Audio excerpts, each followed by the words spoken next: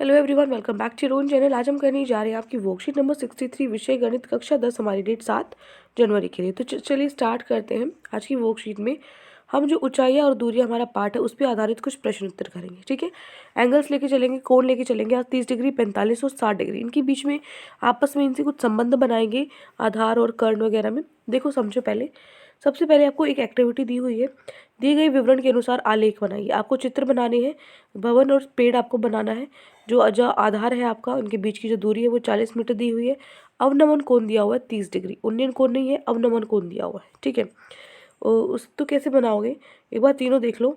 और दीवार और सीढ़ी दी हुई है जिसका विकर्ण आपको 10 मीटर दिया हुआ है और उन्नयन कोण है 60 डिग्री। फिर बालक और पतन, ऊंचाई कितनी है उसके बीच में 80 मीटर है और उन्नयन कोण है 45 डिग्री। तो देखो इसका आंसर। सो देखो, ये आपको दिया हुआ है भवन और एक पेड़ बनाना था। ठीक है, इनके बीच की दूरी 40 है तो ये भी 40 होगी यहाँ पे। अवनमन कोण दिया हुआ है, मतलब ऊपर से नीचे की तरफ दिया हुआ है, तो ऊपर से यहाँ से और इसके बीच में कितना है, 30 डिग्री का है। ये बनाना है, ये आपको भवन है, ये आपको पेड़ है। आपको नामांकित भी करना, लिखना भी है। बस इंग्लिश में रहने देना, ये इंग्लिश में मत लिखना। ठीक है ना, इंग्लिश में मत लिखने कहीं पर भी। क्लियर।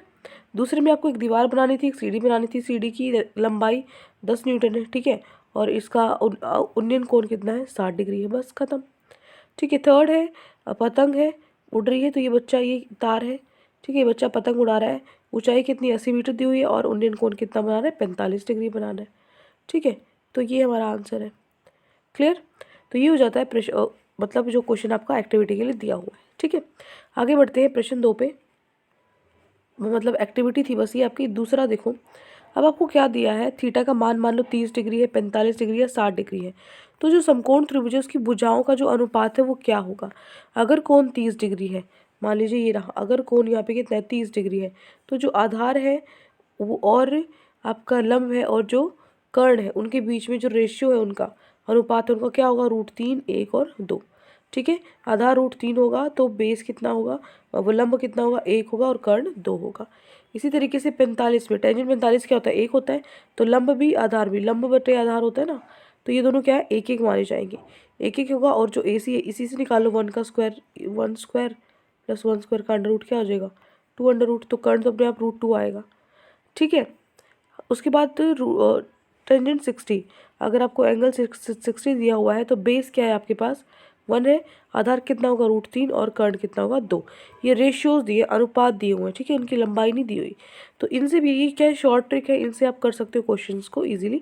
जो MCQ है वो कर सकते हो इससे, अदरवाइज आपको स्टेप टू स्टेप ही लिखने पड़ेंगे। ठीक है, आप ऐसे ट्रिक नहीं लगा सकते हो। देखो इसका मतलब ये क्या दर्शाता है, देखो ये क्या दर्शाता है, जो हाइपोटेनस है वो √2 बेस की √2 के बराबर है। जब टेंजेंट थीटा, मतलब जब थीटा 45 डिग्री है। ठीक है, जब थीटा 45 डिग्री है तो जो हाइपोटेनस है वो क्या है, √2 गुना है बेस की। बेस 1 है, इसका √2 गुना है। ठीक है, उसके बाद टेंजेंट 30 डिग्री पे जो हाइपोटेनस है वो क्या है, इसकी दोगुनी है, 1 है, ये 2 है। किसकी दोगुनी है, लंब की दोगुनी है। ठीक है, और बेस की कितनी है, √3 बटे टाइम्स जब थीटा पे।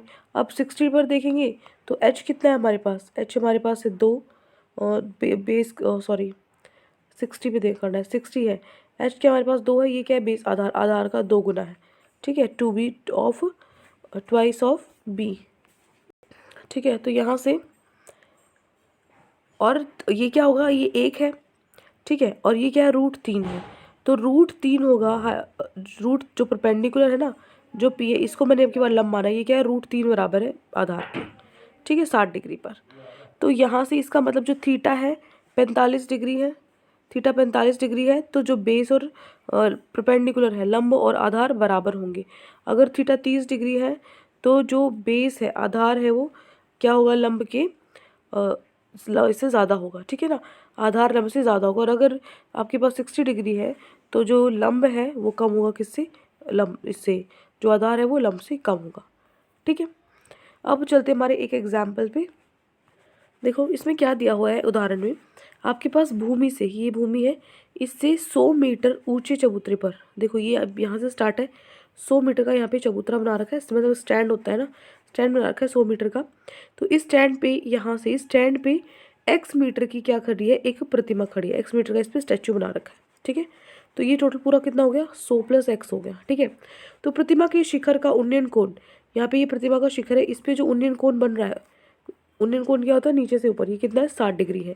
और उसी बिंदु से, ये उसी बिंदु पे चबूतरे का शिखर, चबूतरा कहाँ यहाँ तक है, तो ये इसका कोण कितना है, उन्नयन कोण 45 डिग्री। ठीक है, तो प्रतिमा की ऊंचाई ज्ञात करो, सिर्फ एक्स बताना है आपको, ये पूरा नहीं, सिर्फ एक्स बताना है।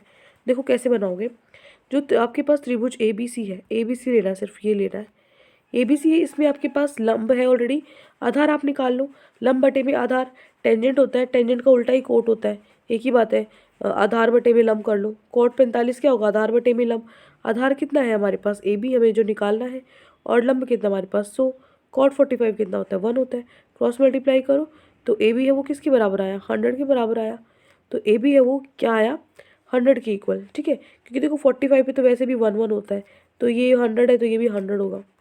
ठीक है, सो यहाँ पे जो ए बी है वो 100 मीटर मेरा निकल गया। अब मैं बड़े वाला ट्रायंगल त्रिभुज लूँगी ए बी डी, इस ए बी डी के अंदर अब मुझे क्या पता है, आधार पता है, आधार पता है तो मैं ये पूरा निकाल सकती हूँ।